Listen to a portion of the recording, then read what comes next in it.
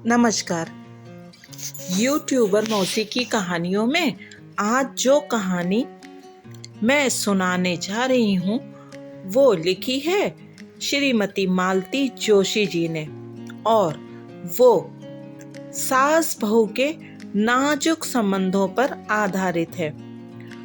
पुराने समय की एक कहावत थी, सास तो माटी की भी बुरी होवे है। क्या सच में आज 2022 में भी ये सास बहू का संबंध ऐसा ही है? दरअसल दो पीढ़ियों का अंतर कभी नहीं मिटता, और नहीं मिटती है तो असुरक्षा की भावना। सास की असुरक्षा, बेटा छिन न जाए इसलिए, और बहू की पति कहीं माँ की ओर ना मुड़ जाए, और माँ बेटे का गलत पक्ष करके उसको बिगाड़ देती है इसलिए। किंतु मुझे लगता है कि दोनों का ही अपना अलग स्थान है। सास को तो सब छोड़ना ही चाहिए, वरना नई पीढ़ी आगे कैसे बढ़ेगी, और बहू उसे तो बस सास को थोड़ा सा प्यार और सम्मान ही देना है। अपनी माँ जैसा तो कोई नहीं हो सकता, पर एक बार सास का मन भी टटोलने का प्रयास तो करना ही चाहिए। चलिए सुनते हैं ये सास बहू की एक और कहानी, अंतिम संक्षेप। प्रातः से ये फोन के पास ही बैठी थी। उनकी हर चंद कोशिश यही थी कि सावित्री यह सुखलाल फोन न उठा ले। महिमा का जैसा स्वभाव है वो खूब जानती हैं। तैश में आ जाती है तो सामने कौन है इसका भी उसे होश नहीं रहता। और तभी घंटी बजी, ट्रिंग। उन्होंने लपक कर रिसीवर उठा लिया, पर उधर से सिवा डायल टोन के कोई आवाज नहीं आई। तभी सुखलाल ने आकर सूचना दी, भाभी जी आई हैं। वे चौंकी तो ये घंटी फोन की नहीं दरवाजे की थी। वे अपने में इतना खोई हुई थी कि उन्हें दोनों का अंतर भी पकड़ में ना आया। तो महिमा मई अपसा शरीर पधारी हैं। आतंक से वे सिहर उठी। बहू ने आकर पैर छुए तो उनसे आशीर्वाद भी देते न बना। सुखलाल, जरा 2 कप चाय तो बना, और देखो चाशनी मत बना देना, बहू रानी कम शक्कर लेती हैं। हमें पता है, सुखलाल ने तुनक कर कहा और किचन में चला गया। उसका इरादा तो वहीं खड़े खड़े कुछ देखने सुनने का था, पर यहाँ तो वो नहीं चाहती थी। माना कि नौकरों से कुछ छुपा हुआ नहीं है, फिर भी उनके सामने प्रदर्शन अच्छा नहीं लगता। कैसी हो महिमा? उन्होंने वार्तालाप का औपचारिक शुभारंभ किया। बच्चे कैसे हैं? ठीक ही हैं, महिमा ने बेरुखी से कहा। आप तो ये बताइए कि आपने लाडले को कहाँ छुपा रखा है? छुपाऊंगी क्यों? वह क्या चोरी करके भागा है? तो फिर बार बार माँ के आंचल में मुंह छुपाने क्यों चले आते हैं? तो क्या आधी रात को हंगामा करके जग हंसाई करवाएगा? लड़ने पर आ जाती हो तो तुम्हें ना तो पड़ोसियों का होश रहता है और ना नौकरों का। कितनी बार समझाया होगा कि बच्चे अब बड़े हो रहे हैं, उनका तो ख्याल किया करो। आप तो बस हर बात मुझसे ही कहती रहिए। कहने लायक बात होती है तो उससे भी कहती हूँ। खाक कहती हैं। आपकी शह पाकर ही तो वे इतने बेलौस बेखौफ होते जा रहे हैं। एक बार दरवाजा मत खोलिए, अपने आप ठिकाने आ जाएंगे। उनका मन हुआ कि कह दें, पति के मुंह पर दरवाजा बंद करने का हौसला पत्नी के पास हो सकता है, माँ ऐसा कलेजा कहाँ से लाए। सौभाग्य से उसी समय चाय आ गई और वे इतनी कड़वी बात कहने से बच गईं। महिमा ने नाश्ता छुआ तक नहीं, बस चाय के 2 घूंट भरे और उठ खड़ी हुई। चलती हूँ मम्मी जी, बच्चे घर में अकेले हैं। मैं तो बस इतनी तसल्ली करने आई थी कि श्रीमान जी सकुशल पहुँच गए हैं। बीवी हूँ ना, इतनी चिंता तो करनी ही पड़ती है। उसका एक एक शब्द उनके मन पर कोड़े की तरह पड़ रहा था, पर उन्होंने कोई उत्तर नहीं दिया। उसके पीछे चलकर दरवाजे पर आ खड़ी हुई। उसी समय कुसुम सामने से निकली, शायद सब्जी लेकर लौट रही थी। देखते ही बोली, ये क्या भाभी जी, अभी आई? अभी चल दी, खाना वाना खाकर जाती। तुम खिला रही हो क्या? महिमा के स्वर में तुरसी थी, पर कुसुम को कोई फर्क नहीं पड़ा। उसी अल्हड़पन से बोली, ये कौन बड़ी बात है, हम खिला देंगे।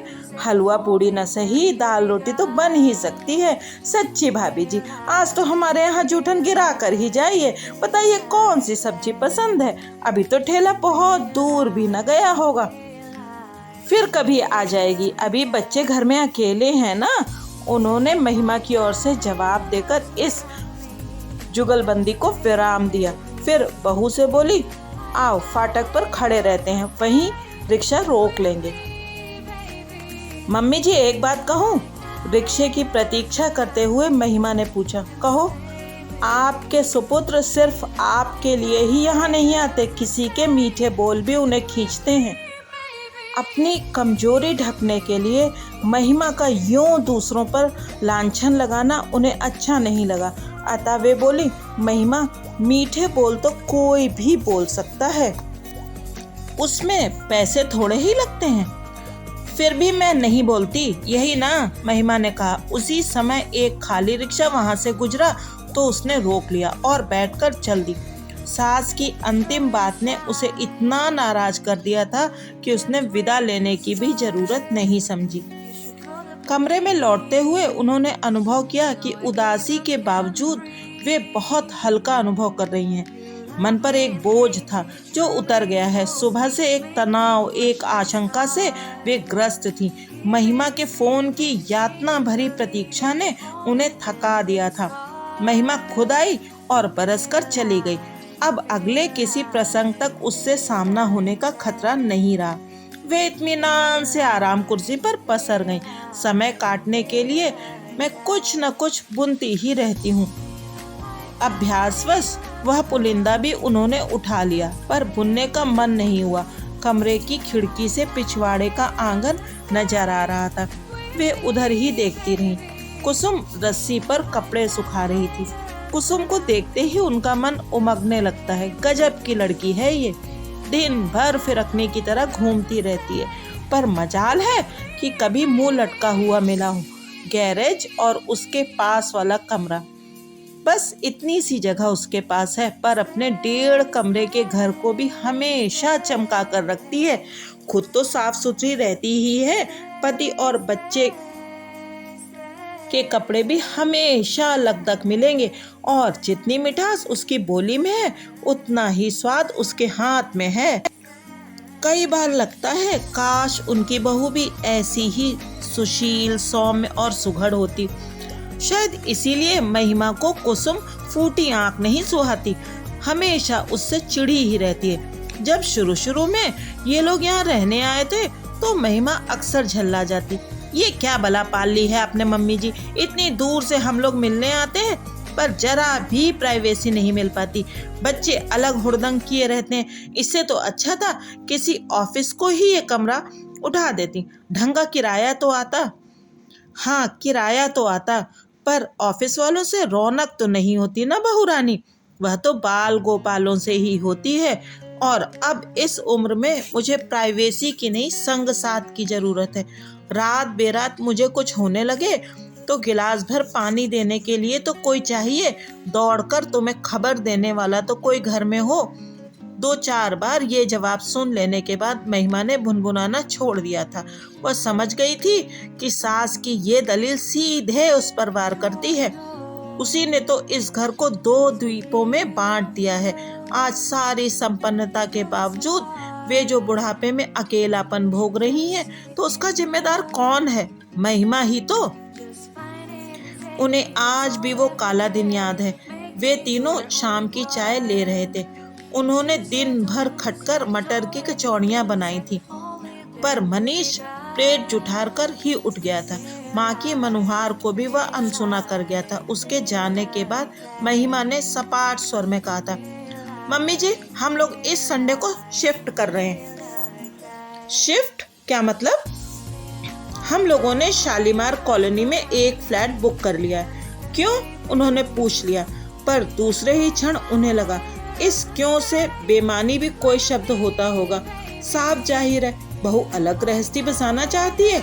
ठीक है, उसके अपने सपने होंगे, अपने अरमान होंगे, लेकिन उसके लिए अलग से मकान लेने की क्या जरूरत है? महिमा, उन्होंने शांत स्वर में कहा, तुम अलग रहना चाहती हो, सुख खुशी से रहो, पर उसके लिए इतनी दूर जाने की, इतना पैसा फूकने की क्या जरूरत है? इतना बड़ा घर है, क्या इसमें 2 गृहस्थियां समा नहीं सकती? मेरी साफ गोई का बुरा न माने मम्मी जी, पर ऐसे माहौल में मैं अपने बच्चे को जन्म नहीं दे सकती। कैसा माहौल? आपको तो शायद अब आदत हो गई है, पर जैसी महफिलें यहाँ जमती हैं, जैसे लोग बाबूजी के पास इकट्ठा होते हैं, उन्हें मैं बर्दाश्त नहीं कर सकती। महिमा, उनके स्वर में धार थी। तुम इस घर की पहली बहू तो नहीं हो? जानती हूँ मम्मी जी, पर वे जो मुझसे पहले आई हैं, कितने दिन आपके पास रही हैं? बस मेहमानों की तरह आती हैं और 4 दिन रहकर चली जाती हैं। मेरी तरह 30 दिन यहाँ रहना पड़े तो पता चले। अभी उसी दिन यहाँ होती तो मजा आ जाता। किस दिन की बात कर रही हो? अच्छा हाँ, उस दिन मेजर साहब जरा ज्यादा ही बहक गए थे।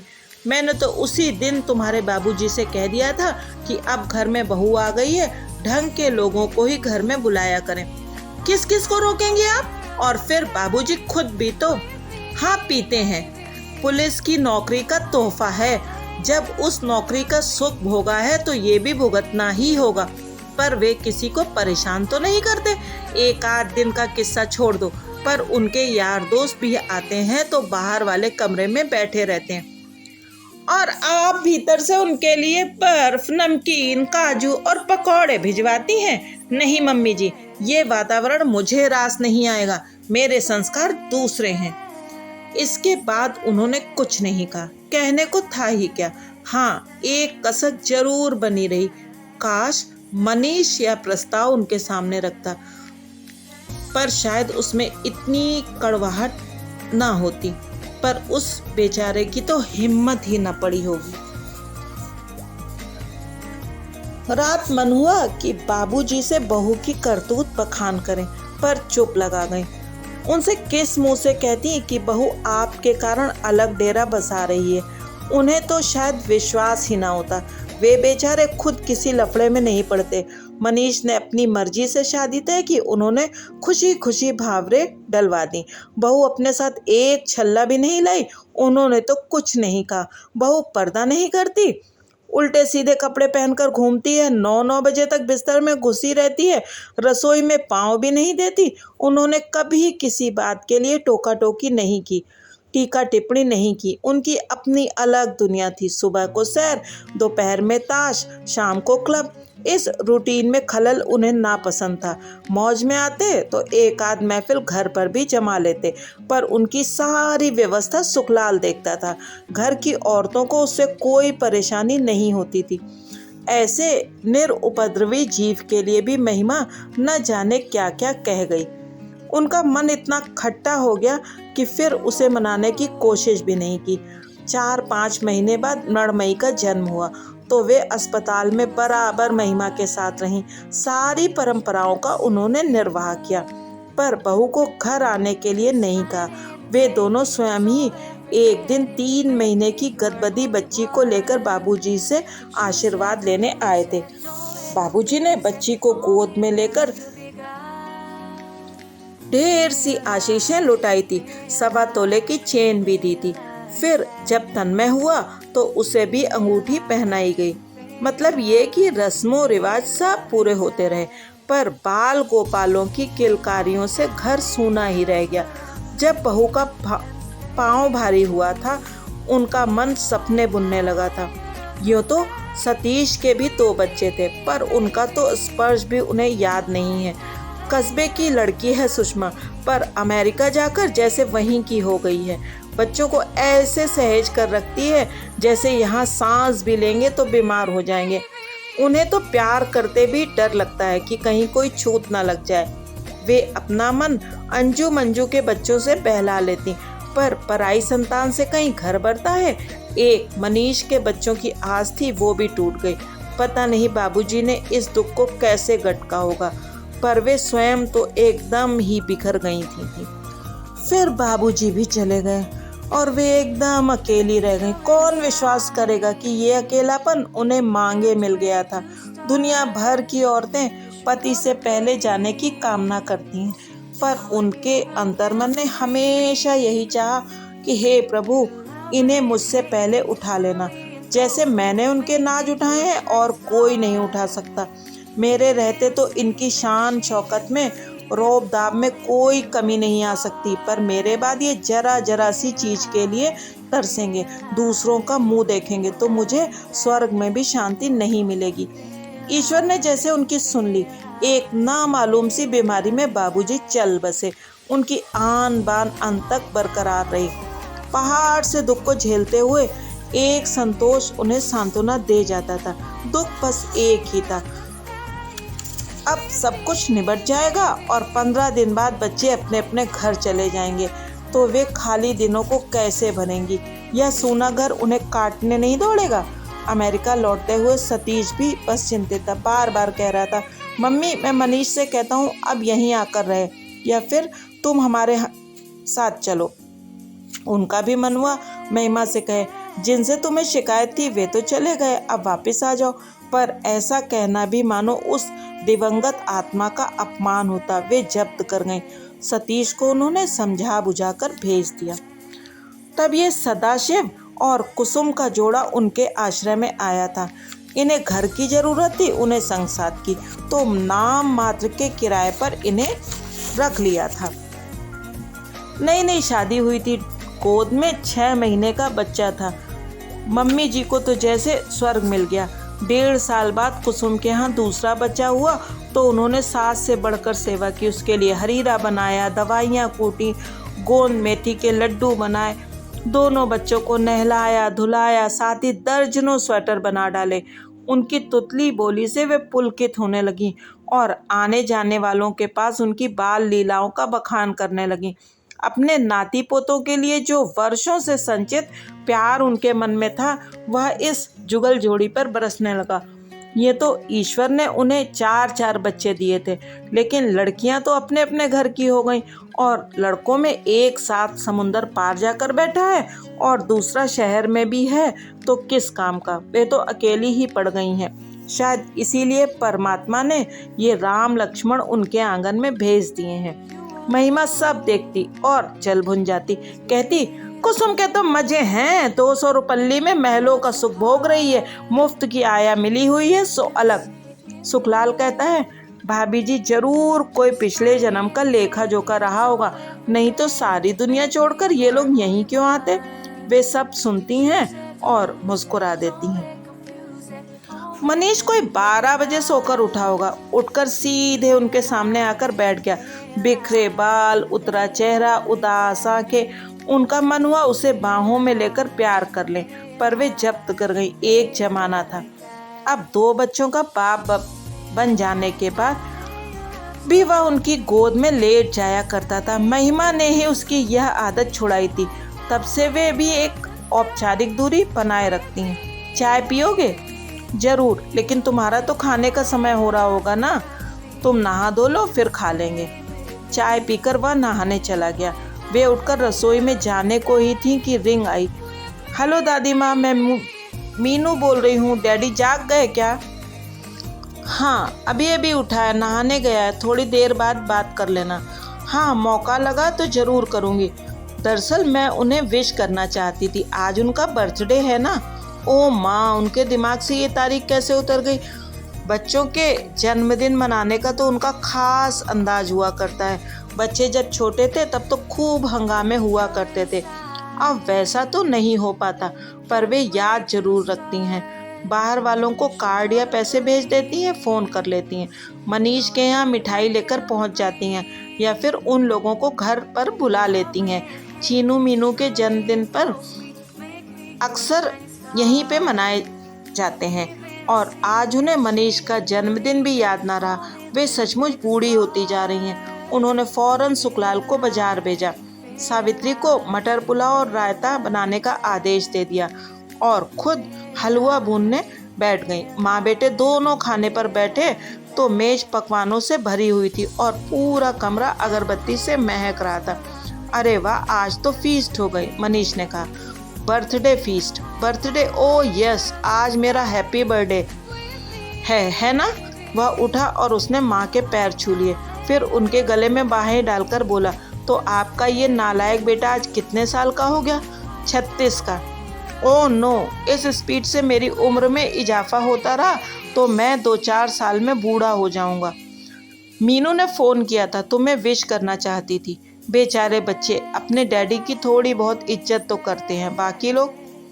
सुबह महिमा खुद आई थी मुझे विश करने के लिए, शायद। ओ डियर ममा, अब आप ये पैचअप का धंधा छोड़ दो, कोई नई बात करो। और सच तो ये है कि इस समय कोई भी बात करने का मूड नहीं है।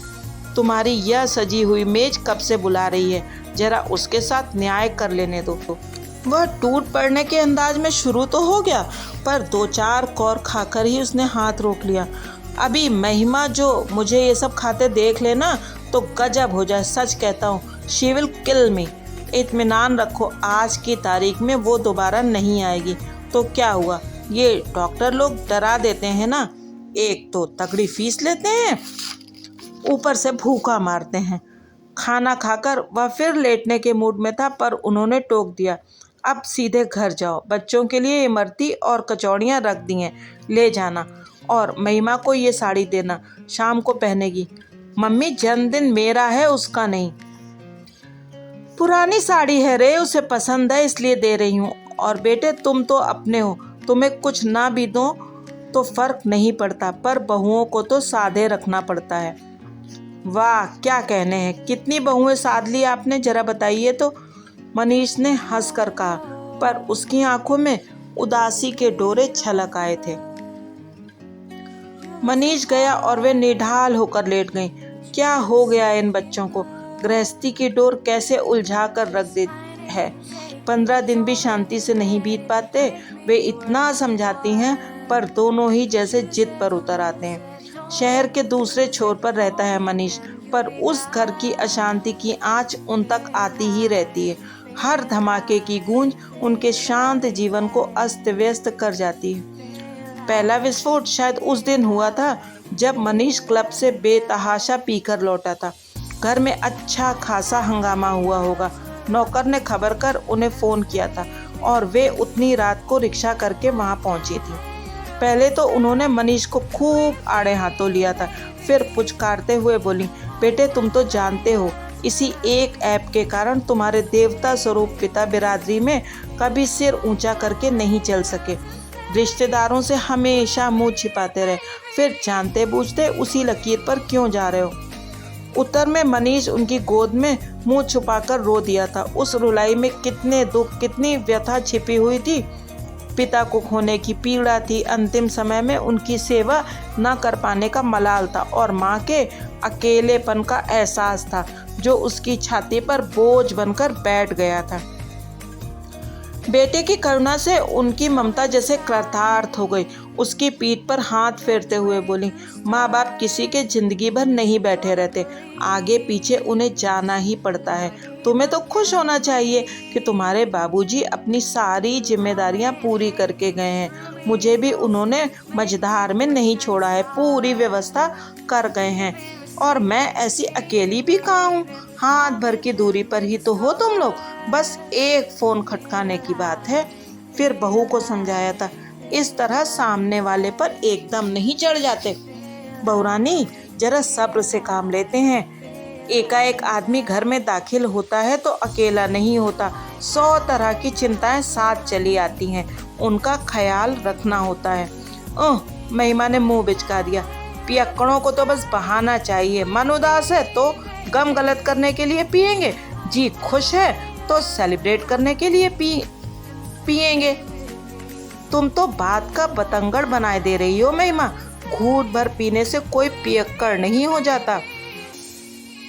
आप माँ है ना, बेटे का पक्ष तो लेंगी ही, पर सही गलत का तो ख्याल कीजिए। ऐसे ही संस्कार दिए हैं आपने, तभी तो इन्हें अच्छे बुरे की तमीज नहीं रह गई है। मनीष कहीं सामने होता तो वे उसका मुंह नोच लेती। उसकी जरा सी बेवकूफ़ी ने उनकी सारी तपस्या पर पानी फेर दिया था। बहू के सामने उन्हें नीचा देखना पड़ा। अपने आहत अभिमान को सहलाते हुए वे कसैले स्वर में बोली, बच्चे मेरे जैसे भी हों, मेरे लिए तो लाख टके के हैं, पर तुम ये बताओ, तुम क्या देख कर रिझी थी? उन्हें लगा था कि उनका प्रश्न महिमा को निरुत्तर कर देगा, पर यह उनकी भूल थी। चुप रहना उसकी फितरत में नहीं था। पलट कर बोली, अंधी हो गई थी, आंखों पर पट्टी बंध गई थी उस वक्त। पछता रही हो? यही समझ लीजिए। बच्चों का ख्याल ना होता तो कब की इस नरक को छोड़कर चली जाती। नरक? उनका नंदन कानन सा यह घर बहू के लिए नरक बन गया है। अपमान से वे तिलमिला उठी। समझ गई कि इस संघर्ष में उन्हें बेटे की ढाल बनना है, नहीं तो बेचारा कहीं का ना रहेगा। तब से उनका घर मनीष के लिए शरण स्थली बन गया है। रणचंडी सी अपनी पत्नी से जब भागने की कोई राह नहीं मिलती तो वो आकर माँ के आंचल में दुबक जाता है। पति पत्नी का झगड़ा तब गौण हो जाता और साहस बहू में शीत युद्ध ठन जाता। इस बार मनीष को देखे हफ्तों बीत गए हैं और उनका जी घबराने लगा है। चीनू मीनू की भी याद आ रही है, पर एकाएक महिमा के यहाँ जाने का वे साहस नहीं जुटा पाती। हाँ, उस घर को वे महिमा का घर ही समझती हैं, इसीलिए तो वहाँ जाने के लिए बहाने तलाशती रहती हैं। यूँ तो कुसुम पिछले हफ्ते पीहर से लौटी है, मीनू के लिए आम पापड़ की सौगात भी लाई है, पर उतना सा कारण महिमा के घर जाने के लिए काफी नहीं लगता। कल मिसेज नायर ने केले के चिप्स और काजू के पैकेट दिए हैं। उनकी यह पड़ोसन जब भी केरल जाती है उनकी फरमाइश पर ये चीजें जरूर लाती है। सावित्री से कहकर उन्होंने थोड़ी मठरियाँ भी बनवा ली। बच्चों के लिए पूरी डलिया भर सामान हो गया, तब जाकर उन्हें संतोष हुआ। अब वे निसंकोच उस घर की घंटी बजा सकती हैं। तैयार होते हुए वे याद कर रही थी कि पिछली बार उस घर कब जाना हुआ था। हाँ, 14 फरवरी को गई थी। मनीष की शादी की सालगिरह थी। दिन भर वे फोन के पास बैठी निमंत्रण की राह देखती रही। उनके कान दरवाजे पर ही लगे रहे कि शायद दोनों आशीर्वाद लेने ही चले आए, पर उन्हें अंततः निराशा ही हाथ लगी। आखिरकार मिठाई और फल फूल लेकर शाम को वे खुद ही चल पड़ी। वहां पहुंचकर देखा उत्सव का कोई माहौल नहीं था, उल्टे घर पर एक सन्नाटा सा तारी था। उन्होंने हंसते हुए कहा, अरे आज तुम लोगों को याद भी है कि कौन सी तारीख है? लड़ने से फुर्सत मिले तब तो याद रहेगा। सोफे में धंसी हुई मीनू बुदबुदाई। उसका वाक्य पूरा भी न हुआ था कि महिमा उस पर झपटी। उन्होंने लपक कर उसका हाथ पकड़ लिया। ये क्या कर रही हो? सियानी लड़की पर यूं हाथ उठाया जाता है? महिमा एकदम से फुफकार उठी। कम से कम मेरे बच्चों के सामने तो मुझे जलील मत कीजिए। और पैर पटकती हुई वह अपने कमरे में चली गई। वे स्तब्ध रह गई। क्या इस तरह अपमानित होने के लिए ही वे उतनी दूर से आई हैं? मन तो हुआ कि उल्टे पैरों लौट जाएं, पर बच्चों के उदास चेहरे देखकर उनके पांव रुक गए। आंखों में याचना लिए दोनों इनके पास सिमट आए थे, मानो माँ की बेअदबी के लिए क्षमा मांग रहे हों। उनके सिर पर हाथ फेरते हुए फिर वे बच्चों के कमरे में ही जाकर बैठ गई। थोड़ी देर बाद वातावरण जरा हल्का हो गया तो मीनू ने उन्हें वो पेंटिंग दिखाई जो उसने मम्मी पापा के लिए बनाई थी। चीनू भी बड़ा प्यारा सा कार्ड लाया था। सुबह चाय की मेज पर ही सरप्राइज देने का विचार था, पर झगड़ा शायद उससे भी पहले शुरू हो गया था। पापा सुबह से ही गायब है, खाने पर भी नहीं आए। झगड़ा किस बात पर हुआ था क्या पता।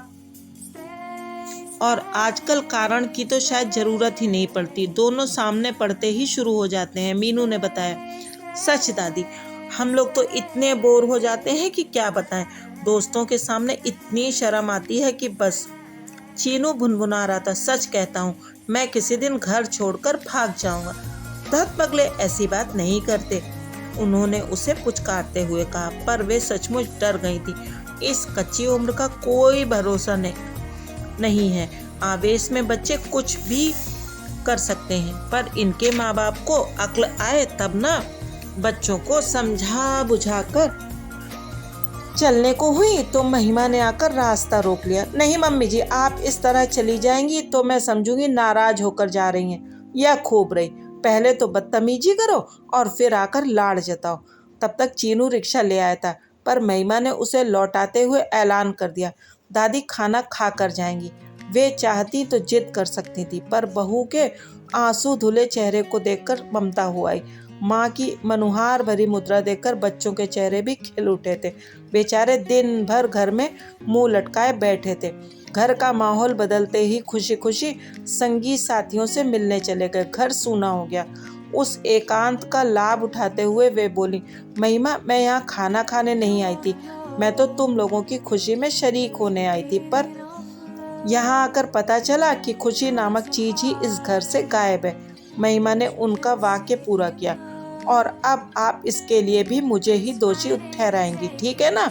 उन्होंने कोई जवाब नहीं दिया और चुपचाप मटर की फलियां छीलने बैठ गईं। वे व्यर्थ के विवाद से बचना चाहती हैं। इस उम्र में ये तनाव उनसे झेले नहीं जाते, पर महिमा तो कमर कसकर बैठी थी। शायद इसीलिए मम्मी जी को मनुहार करके खाने के लिए रोक लिया था। मम्मी जी, वह शुरू हो गई, पानी अब सचमुच सिर से ऊपर होता जा रहा है। मेरी सहनशीलता की सारी सीमाएं समाप्त होती जा रही हैं। इस तरह हिम्मत नहीं हारते महिमा, औरत को तो सहना ही पड़ता है। उसकी सहन शक्ति के बल पर ही तो गृहस्थी की इमारत खड़ी होती है। वह तो नींव है घर की। क्यों, घर क्या अकेली औरत का होता है? जो कुछ सहना है, झेलना है, वह क्या सिर्फ उसी के मत्थे आएगा? पुरुष की कोई जिम्मेदारी नहीं है। मैं तुमसे बहस में जीत नहीं सकती महिमा, क्योंकि मेरे पास डिग्रियां नहीं है, सिर्फ अनुभव है। उसी के आधार पर कह सकती हूँ कि तुमने अभी सहा ही क्या है। अपने बाबूजी को तो तुमने ढलती उम्र में ही देखा है। तुम नहीं जानती कि अपने जमाने में वे क्या हुआ करते थे। घर में पाँव देते थे तो सन्नाटा सा खिंच जाता था। बच्चे, नौकर चाकर, कोई उनके सामने नहीं पड़ता था। पहले उनके तेवर का अंदाजा लगाया जाता था, उसके बाद ही कोई बात होती थी। लेकिन ऐसे आदमी के साथ भी निभा ले गई मैं। पूरे 40 साल तक डटी रही। अगर घर में रोज महाभारत मचता तो क्या हासिल होता? बच्चे क्या किसी लायक बन पाते? उल्टे घर से भाग लेते। ये घर छोड़ने वाली बात वे अनायास ही कह गई थी। शायद चीनू की बात मन में घर कर गई हो। बाबूजी पुलिस वाले थे ना, महिमा ने उसास भरकर कहा। रोब दाब तो उनका होना ही था। पीते पिलाते भी रहे होंगे, पर कम से कम दूसरी औरतों का चक्कर तो न था। बहुत सारी न सही, पर एक औरत तो उनकी जिंदगी में भी आई थी। क्या कह रही हैं? सच ही कह रही हैं। और कितनी शांति से, कितने इत्मीनान से कह रही हैं। तो क्या हाय तौबा मचाऊं? वह तो उस वक्त भी नहीं मचाई थी। अब बासी कड़ी को उबाल क्यों दूं? और सच पूछो तो बवाल मचाने जैसा कुछ था भी नहीं। एक बात थी जो उठने से पहले ही दब गई। इनकी बुआ की ननद थी। एक तो उस रिश्ते से शादी संभव नहीं थी, तिस पर वह बाल विधवा भी थी। उस जमाने में तो ऐसे ब्याह की कोई सोच भी नहीं सकता था। इसी बात पर पढ़ाई लिखाई छोड़कर वे पुलिस में भर्ती हो गए थे। पीने की लत भी शायद तभी पाल ली थी। आपको बुरा नहीं लगता था? क्यों नहीं, पर मैंने उस बात को प्रारब्ध का लेख समझकर स्वीकार कर लिया था। एक बार अगर भाग्य के लिखे से समझौता कर लो तो सहने में आसानी हो जाती है। वाह, क्या जीवन दर्शन है, क्या फिलॉसफी है। जब तक वे यह समझ पाती कि महिमा उनकी प्रशंसा कर रही है या उपहास, उसका स्वर आक्रामक हो उठा।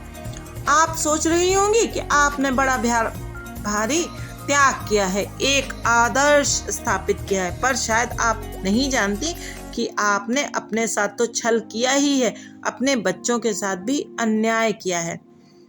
क्या बात करती हो? उल्टे मैंने तो बच्चों का मुंह देखकर ही ये जहर का घूंट पिया था। यही तो मैं कह रही हूँ, क्यों पिया था ये जहर? बच्चों के सामने अपनी सहनशीलता की गलत मिसाल कायम करने की क्या जरूरत थी?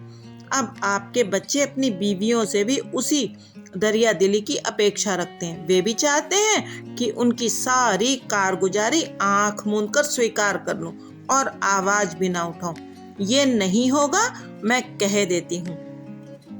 महिमा, उन्होंने शांत स्वर में कहा, मेरी पीढ़ी का जो धर्म था मैंने निभाया। वह धर्म तुम्हारा नहीं हो सकता। मुझे मालूम है, हम दोनों की सोच में पूरे 32 साल का अंतर है। इसीलिए कहती हूँ कि तुम अपने युग की मान्यताओं पर चलो, पर बीती बातों को लेकर बहस करने बैठ जाओगी तो बड़ी मुश्किल होगी। बच्चे बाहर से लौट आए थे और उस दिन यह बात वहीं पर रुक गई।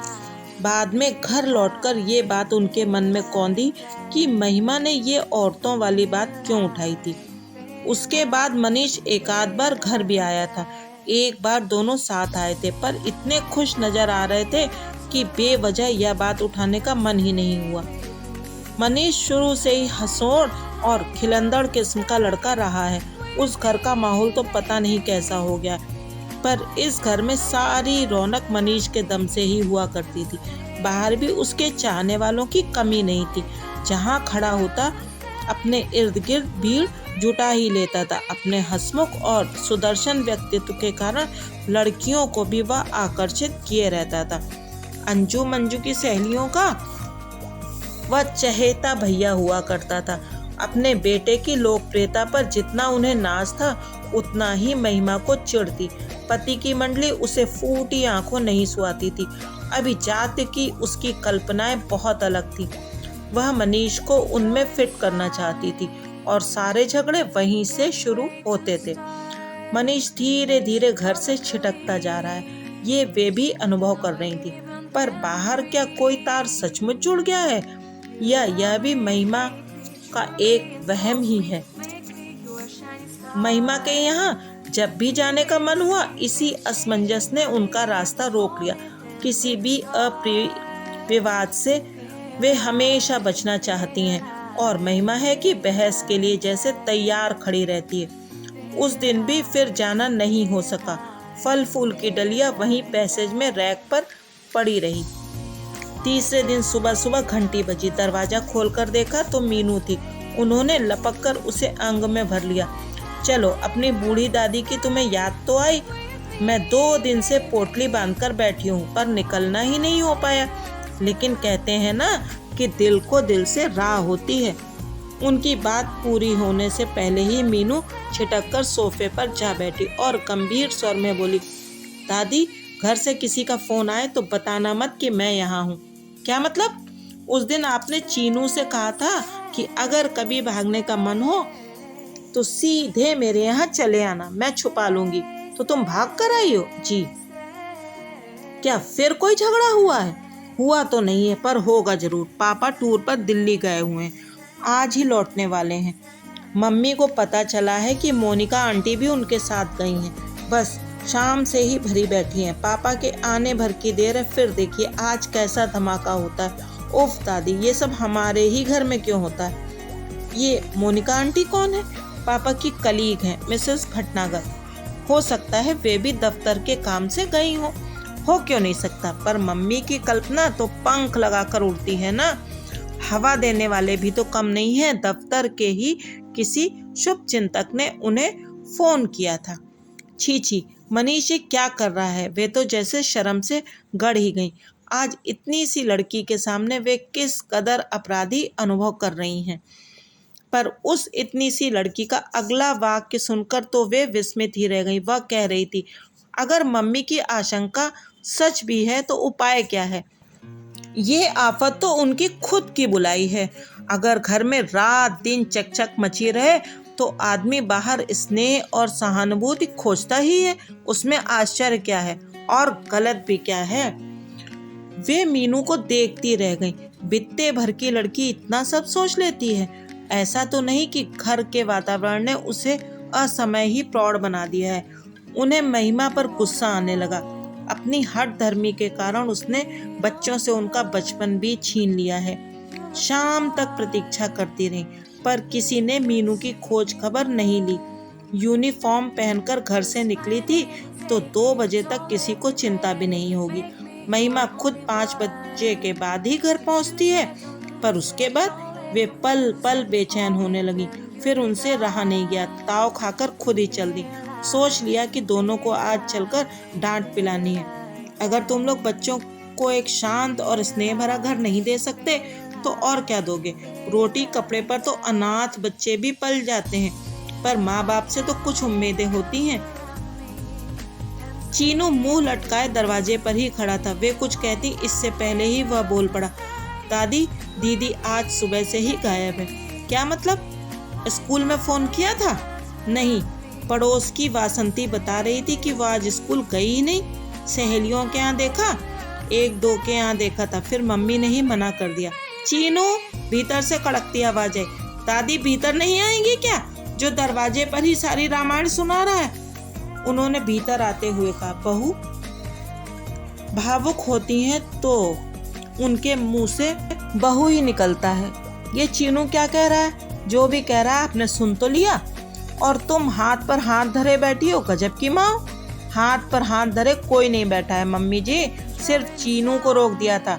वो तो पूरे शहर में मुनादी करवा देता। मैंने भैया को फोन कर दिया है, आते ही होंगे। हो सकता है मीनू भी वही हो।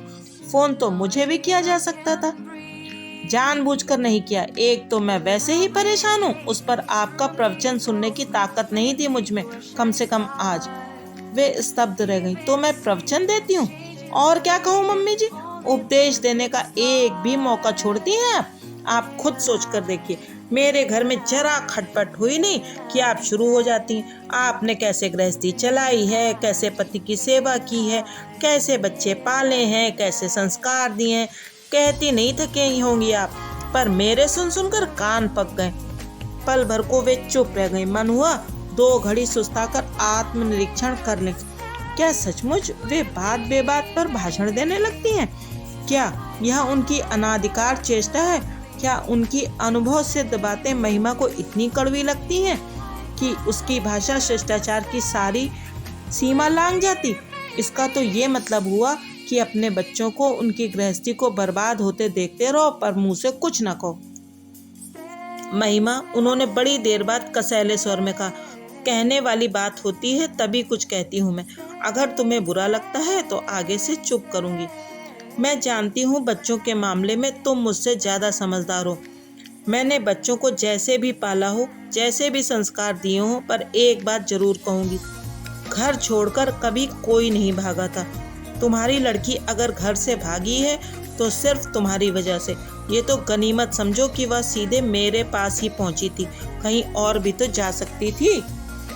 तो मीनू आपके यहाँ है? महिमा ने लाख कोशिश की, पर अपनी राहत का एहसास वह नहीं छिपा सकी। दूसरे क्षण उसके चेहरे ने फिर उदासीनता ओढ़ ली और वह सपाट स्वर में बोली, मुझे लगा नानी के यहाँ गई होगी। अच्छा ही हुआ ना, इस मनस्थिति में ननिहाल जाती तो वहाँ भी सब उगल देती। बच्चों को इतना विवेक कहाँ होता है महिमा? तुम्हारे बच्चे अभी इतने बड़े नहीं हुए हैं कि उनके सामने जिंदगी की। मम्मी जी, आप एक बार अच्छी तरह ये तय कर लीजिए, कभी आप कहती हैं कि बच्चे बड़े हो रहे हैं, कभी कहती हैं कि अभी इतने बड़े नहीं हुए। वैसे 100 बातों की एक बात ये है कि जिंदगी की सच्चाई जानने का हक सबको है। उम्र से इसमें कोई फर्क नहीं पड़ता। इसीलिए तुम बच्चों को सब कुछ बताए दे रही हो? जी हाँ, ताकि उन्हें सही गलत की पहचान हो सके। ये पहचान तो उन्हें उम्र के साथ ही होगी, पर इस समय तो उन्हें तुमसे सिर्फ वितृष्णा हो रही है।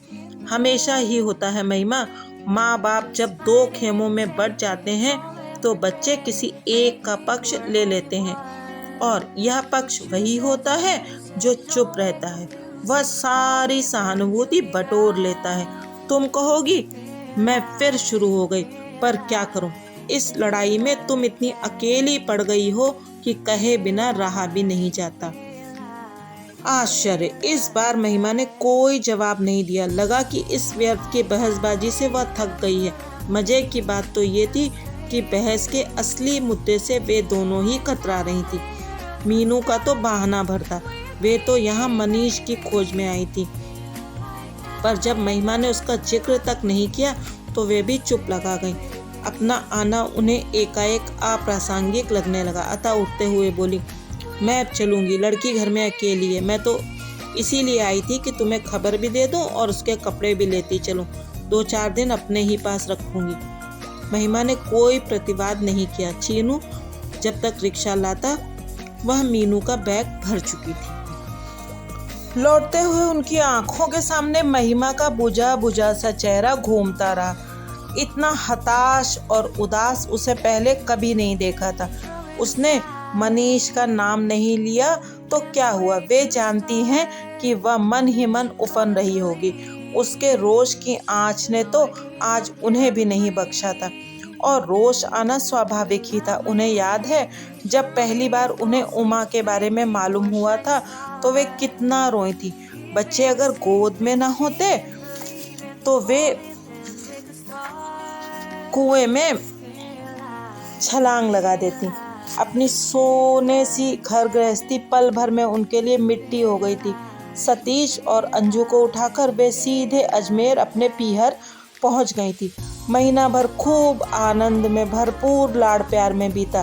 फिर लगा कि धीरे धीरे भाभियों के तेवर बदलने लगे हैं। ननद के पास बैठकर हंसी ठिठोली करना, उसकी पसंद की चीज़ें बनाना, बच्चों के लिए खेल खिलौने लाना, ये बातें धीरे धीरे कम होने लगी।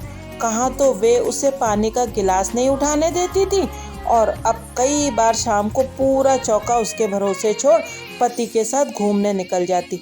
सिनेमा जाते ननद को साथ ले जाना भी उन्हें नागवार गुजरता।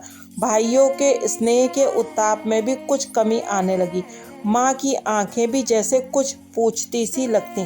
3 महीने बीतते बीतते उनका मन भर गया और वे चुपचाप घर लौट आए।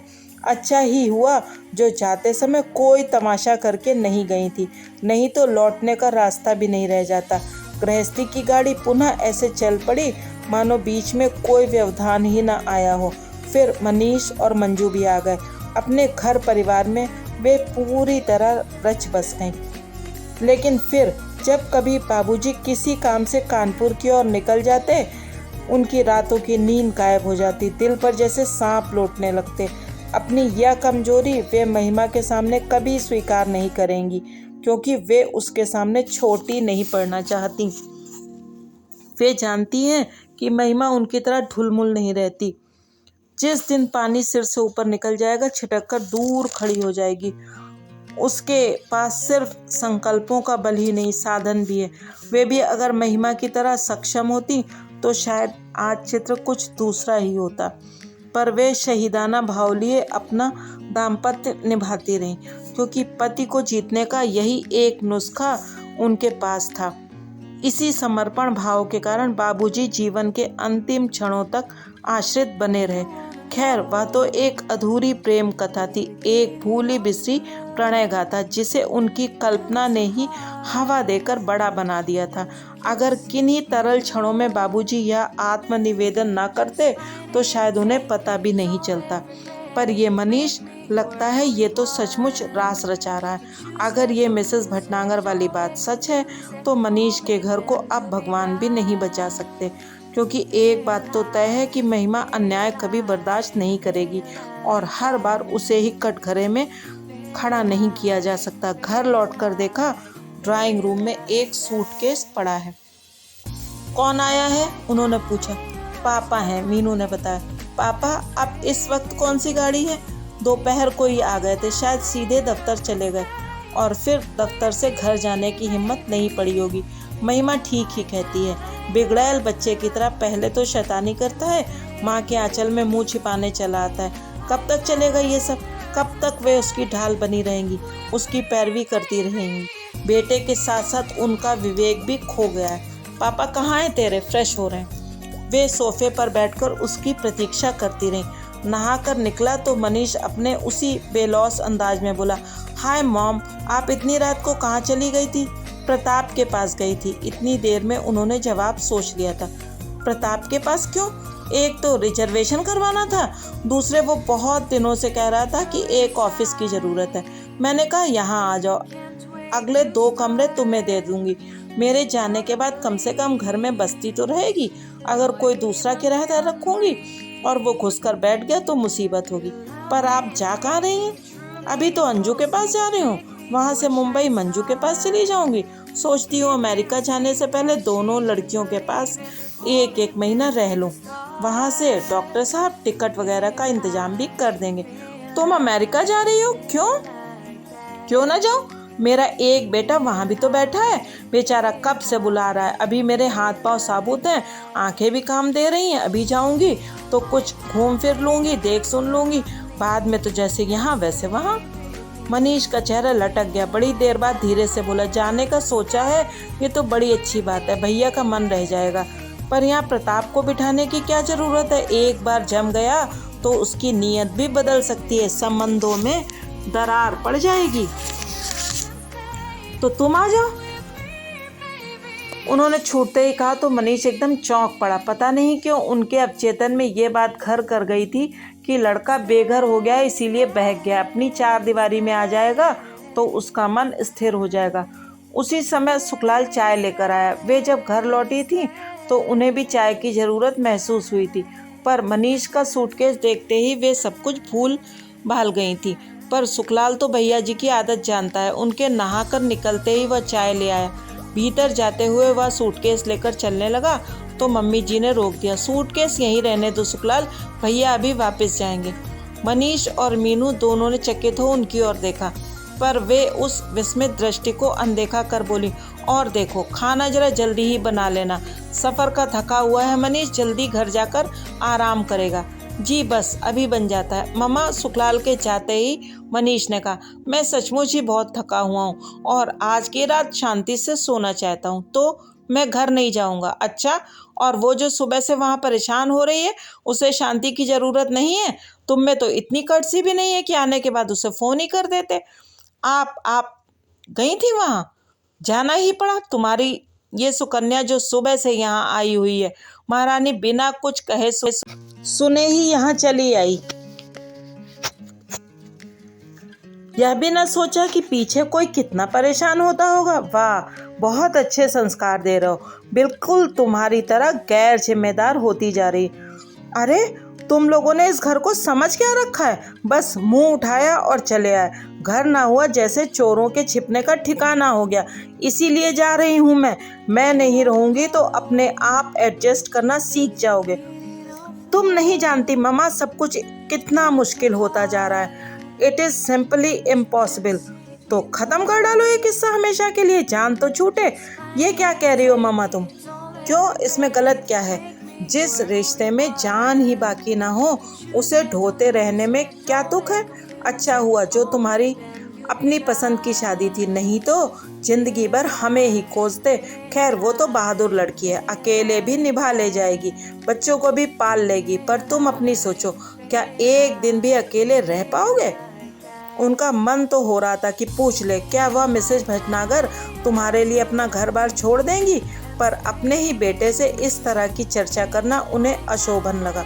मृदुल स्वर में बोली, बेटे मैं हमेशा तो रहूंगी नहीं, कभी न कभी अपने निर्णय तुम्हें लेने ही होंगे। जितनी जल्दी इनकी आदत डाल लो अच्छा है। खाने की मेज पर ऐसा सन्नाटा कभी नहीं रहा। बेचारा सुखलाल बड़ा दुखी हुआ। मालकिन अकेली रहती हैं तो उसे खाना बनाने में कोई रस नहीं आता, पर जब भैया जी या बच्चे आते हैं तो वो अपना सारा पाक कौशल उड़ेल देता है। पर आज उसे दाद नहीं मिली।